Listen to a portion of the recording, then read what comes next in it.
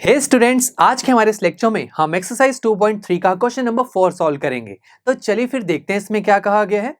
On dividing X cube minus 3x square plus X plus 2 by a polynomial gx, the quotient and remainder were x minus 2 and minus 2x plus 4 respectively.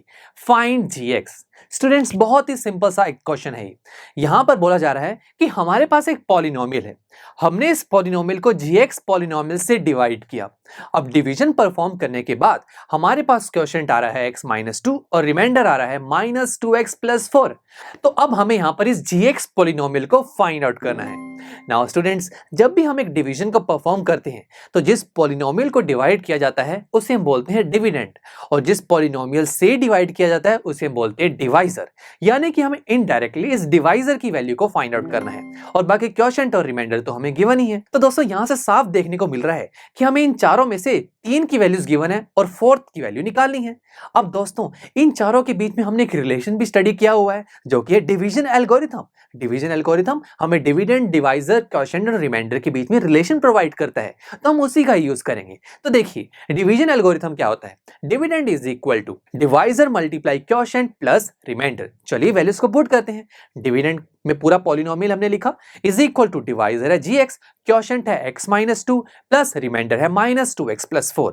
Now students, हमारे पास जो reminder है इसे left hand side पर ले जाते हैं dividend के पास। लेफ्ट हैंड साइड पर लेके जाएंगे तो देखिए साइन चेंज होंगे। Is equal to right hand side पर क्या रह जाएगा, gx मल्टीप्लाई x minus 2।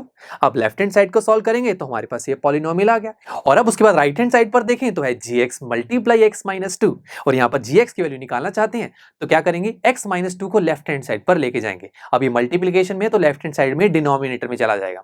तो अब दोस्तों, यहां से साफ देखने को मिल रहा है कि अगर मैं इन दोनों पॉलिनोमियल्स को डिवाइड कर दूं तो मुझे क्या मिल जाएगा, gx। तो चलिए डिवीजन परफॉर्म करते हैं। तो यहां पर मैंने डिवीजन का सेटअप क्रिएट किया।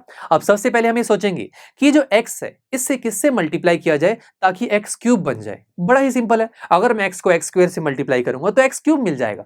तो हम पूरी इस x minus 2 पॉलिनोमियल को x स्क्वायर से मल्टीप्लाई करेंगे तो हर एक टर्म x स्क्वायर से मल्टीप्लाई होगी।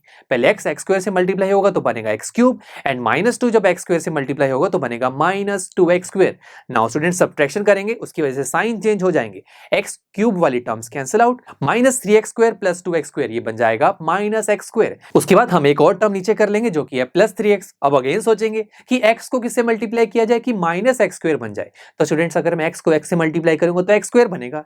माइनस कैसे बनेगा कि अगर मैं x को -x के मल्टीप्लाई कर दूं तो बन जाएगा -x स्क्वायर। तो यानी कि अब हम इस पूरे x minus 2 पॉलिनोमियल को -x से मल्टीप्लाई करेंगे। तो बस पहले x -x से मल्टीप्लाई होगा तो -x स्क्वायर, एंड -2 जब -x से मल्टीप्लाई होगा तो बनेगा +2x। अब सब्ट्रैक्शन करेंगे तो साइन चेंज हो जाएंगे और x स्क्वायर वाली terms cancel out. +3x -2x ये बनेगा x, और साथ में जो -2 जो लास्ट टर्म है उसे नीचे कर देंगे।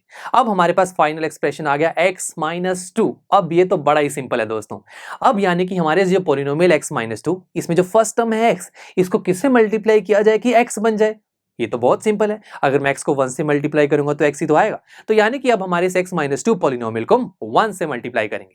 तो स्टूडेंट्स, पहले x 1 से मल्टीप्लाई होगा तो x, -2 1 से मल्टीप्लाई होगा तो -2। अब जरा सब्ट्रैक्शन कीजिए, साइन चेंज होंगे तो यहाँ पर x वाली टर्म्स भी कैंसिल आउट होगी और 2 वाली भी। ना स्टूडेंट्स, अब इस पूरी डिवीजन प्रोसेस में हमारे पास देखिए आंसर क्या आ रहा है, जो कि है x स्क्वायर -x प्लस 1। यही है दोस्तों हमारी gx की वैल्यू। gx पॉलिनोमियल क्या आ गया हमारे पास, x स्क्वायर -x प्लस 1। यही तो हमें फाइंड आउट करना था। तो देखा कितना इंटरेस्टिंग और सिंपल सा क्वेश्चन था। चलिए अब हम नेक्स्ट लेक्चर में एक्सरसाइज 4.3 का क्वेश्चन नंबर 5 सॉल्व करेंगे। So see you in the next lecture.